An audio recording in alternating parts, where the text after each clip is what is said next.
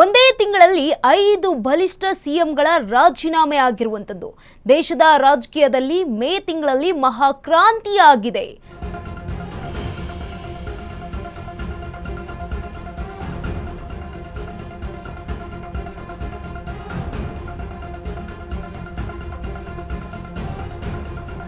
ನಾಲ್ಕು ಬಲಿಷ್ಠ ಮುಖ್ಯಮಂತ್ರಿಗಳು ರಾಜೀನಾಮೆಯನ್ನ ನೀಡಿದ್ದಾರೆ. ಮೇ ತಿಂಗಳಿನಲ್ಲಿ ಒಂದಲ್ಲ ಒಂದು ಕಾರಣಕ್ಕೆ ರಾಜೀನಾಮೆಯನ್ನ ಕೊಟ್ಟಿದ್ದಾರೆ 4 ನಾಯಕರು.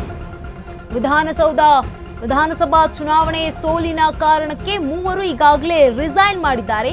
ಅಧಿಕಾರ ಹಂಚಿಕೆ ಸೂತ್ರದಡಿ ಸಿದ್ದರಾಮಯ್ಯ ಅವರು ರಾಜೀನಾಮೆ ಕೊಟ್ಟಿರುವಂತದ್ದು. ಒಂದೇ ತಿಂಗಳಲ್ಲಿ ದಕ್ಷಿಣದ 3 ದಿಗ್ಗಜರು ಪದತ್ಯಾಗ ಮಾಡಿರುವಂತದ್ದು. ಒಂದೇ ತಿಂಗಳಿನಲ್ಲಿ 4 ಬಲಿಷ್ಠ ಸಿಎಂಗಳ ರಾಜೀನಾಮೆ ಆಗಿರುವಂತದ್ದು ದೇಶದ ರಾಜಕೀಯದಲ್ಲಿ ಮೇ ತಿಂಗಳಲ್ಲಿ ಮಹಾಕ್ರಾಂತಿ ನಡೆದಿದೆ. 4 ಬಲಿಷ್ಠ ಮುಖ್ಯಮಂತ್ರಿಗಳು ರಾಜೀನಾಮೆಯನ್ನ ನೀಡಿದ್ದಾರೆ. ಒಂದಲ್ಲ ಒಂದು ಕಾರಣಕ್ಕೆ ರಾಜೀನಾಮೆಯನ್ನ ಕೊಟ್ಟಿದ್ದಾರೆ 4. ವಿಧಾನಸಭಾ ಚುನಾವಣಾ ಸೋಲಿನ ಕಾರಣಕ್ಕೆ 3 ಈಗ ಆಲ್ರೆಡಿ ರಿಸೈನ್ ಮಾಡಿದ್ದಾರೆ.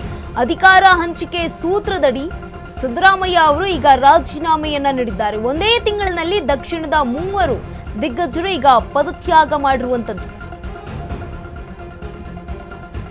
ಒಂದೇ ತಿಂಗಳಿನಲ್ಲಿ 4 ಬಲಿಷ್ಠ ಸಿಎಂಗಳ ರಾಜೀನಾಮೆ ಈಗ ದೇಶದ ರಾಜಕೀಯದಲ್ಲಿ ಮೇ ತಿಂಗಳಿನಲ್ಲಿ ಮಹಾಕ್ರಾಂತಿ ನಡೆದಿದೆ. 4 ಬಲಿಷ್ಠ ಮುಖ್ಯಮಂತ್ರಿಗಳು ರಾಜೀನಾಮೆಯನ್ನ ನೀಡಿದ್ದಾರೆ. ಒಂದಲ್ಲ ಒಂದು ಕಾರಣಕ್ಕೆ ರಾಜೀನಾಮೆಯನ್ನ ಕೊಟ್ಟಿದ್ದಾರೆ 4. ವಿಧಾನಸಭಾ ಸೋಲಿನ ಬಳಿಕ 3 ರಾಜೀನಾಮೆಯನ್ನ ನೀಡಿದ್ರು. ಹಾಗಿದ್ರೆ ರಾಜೀನಾಮೆಯನ್ನ ಕೊಟ್ಟಿರೋದು ಯಾರ್ಯಾರು ಅಂತ ಗಮನಿಸ್ತಾ ಹೋಗೋದಾದ್ರೆ ಪಿಣರಾಯಿ ವಿಜಯನ್ ಅವರು ಕೂಡ ಕೇರಳಂನ ಈಗ ಮಾಜಿ ಸಿಎಂ ಆಗಿರುವಂತದ್ದು. ವಿಧಾನಸಭಾ ಚುನಾವಣೆಯ ನಂತರ ಅವರು ತಮ್ಮ ಸ್ಥಾನಕ್ಕೆ ರಾಜೀನಾಮೆಯನ್ನ ನೀಡ್ತಾರೆ. ಮಮತಾ ಬ್ಯಾನರ್ಜಿ ಅವರು ಕೂಡ ಪಶ್ಚಿಮ ಬಂಗಾಳದಲ್ಲಿ ಒಂದು ಚುನಾವಣೆ ಆಯಿತು, ಹೀನಾಯವಾಗಿ ಸೋತಿದ್ರು. ಅವರು ಕೂಡ ತಮ್ಮ ಸಿಎಂ ಸ್ಥಾನಕ್ಕೆ ರಾಜೀನಾಮೆಯನ್ನ ನೀಡಿದ್ರು. ಮತ್ತೊಂದು ಕಡೆ ತಮಿಳುನಾಡಿನಲ್ಲಿ ಈಗಾಗಲೇ ವಿಜಯ್ ಅವರು ನೂತನ ಸಿಎಂ ಆಗಿ ಅಧಿಕಾರವನ್ನ ಸ್ವೀಕಾರ ಮಾಡಿದ್ದಾರೆ. MK ಸ್ಟಾಲಿನ್ ಅವರು ಮಾಜಿ ಮುಖ್ಯಮಂತ್ರಿ ಆಗಿದ್ದಾರೆ. ವಿಧಾನಸಭಾ ಚುನಾವಣೆಯಲ್ಲಿ ಸೋಲನ್ನ ಕಂಡಿದ್ರು. ಮತ್ತೊಬ್ಬರಾಗಿ ಈಗ ಕರ್ನಾಟಕವನ್ನ ಗಮನಿಸ್ತಾ ಹೋಗೋದಾದ್ರೆ ಸಿದ್ದರಾಮಯ್ಯ ಇವರು ಅಧಿಕಾರ ಹಂಚಿಕೆಯ ಕಾರಣಕ್ಕೆ ಇದೀಗ ರಾಜೀನಾಮೆಯನ್ನ ನೀಡಿದ್ದಾರೆ. ತಮ್ಮ ಸಿಎಂ ಸ್ಥಾನಕ್ಕೆ ರಾಜೀನಾಮೆಯನ್ನ ಕೊಟ್ಟಿರೋದು ಯಾರ್ಯಾರು ಅಂತ ಗಮನಿಸ್ತಾ ಹೋಗೋದಾದ್ರೆ ಕೇರಳಂನ ಪಿಣರಾಯಿ ವಿಜಯನ್ ಅವರು ಕೂಡ ಈಗ ಮಾಜಿ ಸಿಎಂ ಆಗಿದ್ದಾರೆ. ಅವರು ಮೇನಲ್ಲಿಯೇ ರಾಜೀನಾಮೆ ನೀಡಿದ್ದು. ಮಮತಾ ಬ್ಯಾನರ್ಜಿ ಪಶ್ಚಿಮ ಬಂಗಾಳದ ಸಿಎಂ ಆಗಿದ್ದಂಥವರು, ಅವರು ಈಗ ಮಾಜಿ ಸಿಎಂ ಆಗಿದ್ದಾರೆ.